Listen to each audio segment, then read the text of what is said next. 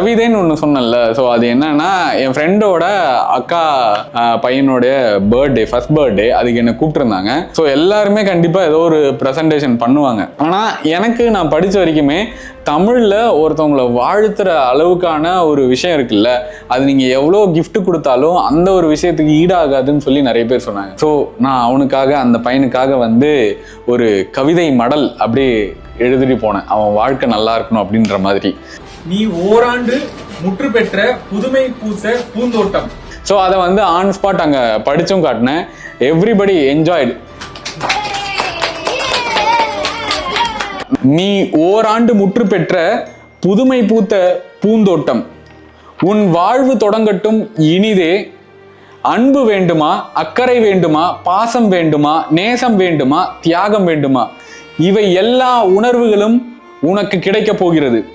நீ தவழ்ந்து விழுந்து எழுந்து ஓடி விளையாடுவாய். நீ சிரித்து ரசித்து பிடித்து உலகினில் வாழ்வாய். இயற்கையை நேசிக்கும் இதயம் உனக்குள் முளைக்கும். இலைக்கும் மழைக்கும் மலருக்கும் உன்னை ரசிகனாக்கி ரசிக்க பிடிக்கும். உன் வாழ்க்கையை நேசிக்கும் காதல் உனக்குள் பிறக்கும். இருப்பதெல்லாம் இனிமையாகி இன்பமாய் உன்னை சுற்றி மகிழ்ச்சி விரியும். அங்க என்ன பாக்குறீங்க? கைதட்டு வாங்கன்னு பார்த்தேன். அப்பதான் நான் வந்து ஃபீல் பண்ணேன், நம்ம போகிற இடம்லாம் இனிமே கிஃப்ட் கொடுக்குறோமோ இல்லையோ, அந்த மொய் பணம் கொடுக்குறோமோ இல்லையோ, கண்டிப்பாக இந்த மாதிரி தமிழில் வந்து நம்ம போகிற ஈவெண்ட் எல்லாம் எல்லாருக்குமே கண்டிப்பாக வாசிக்கிறோம். எங்கேயா இருந்த இவ்வளவு நாளா உன்ன மாதிரி ஒருத்தனை தாயா நான் தேடிட்டு இருந்தேன். ஸோ உங்களுக்குமே அதுதான் சொல்லுவேன், நீங்கள் பேனா எடுத்து எவ்வளோ நாள் ஆகுதுன்னு தெரில, ஆனால் நீங்கள் மறுபடியும் பேனா எடுங்க. அந்த ஆயுதம் வந்து ரொம்ப சக்தி வாய்ந்தது.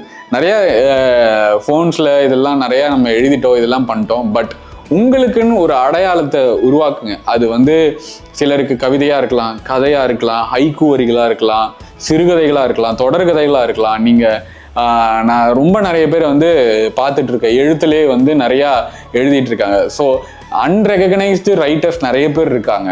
அவங்களோட பியூட்டிஃபுல் வேர்ட்ஸ்லாம் வந்து நான் நிறையா படிச்சிருக்கேன், நிறையா வாழ்த்திருக்கேன். உங்களை சுற்றி இருக்கிற எழுத்தாளர்களையும், உங்களை சுற்றி இருக்கிற அந்த புக்கு சம்மந்தமாக புக் பேசுகிற நண்பர்களையும் அடிக்கடி சந்திங்க, உரையாடல் வைங்க, உங்களுக்கு பிடிச்ச விஷயத்த பேசுங்க. அடுத்த பரிமாணத்திற்கு உங்கள் வாழ்க்கை மாறணுவாங்கல்ல, அந்த மாதிரி ஸ்ட்ராங்லி ஐ பிலீவ் கண்டிப்பாக நீங்கள் இன்னும் நிறையா பார்க்குற எல்லாருமே வந்து எழுத ஆரம்பிப்பீங்க. உங்களுக்கு பிடிச்ச விஷயத்த, உங்களுக்கு தேவையானதை எல்லாத்தையுமே நீங்கள் ரசிக்க ஆரம்பிப்பீங்க அப்படின்னு சொல்லி. So this video is all about something நான் நிறையா பர்சனலாக பேசியிருப்பேன். ஃபீலிங்ஸா அழுகாச்சியா? ஐயோ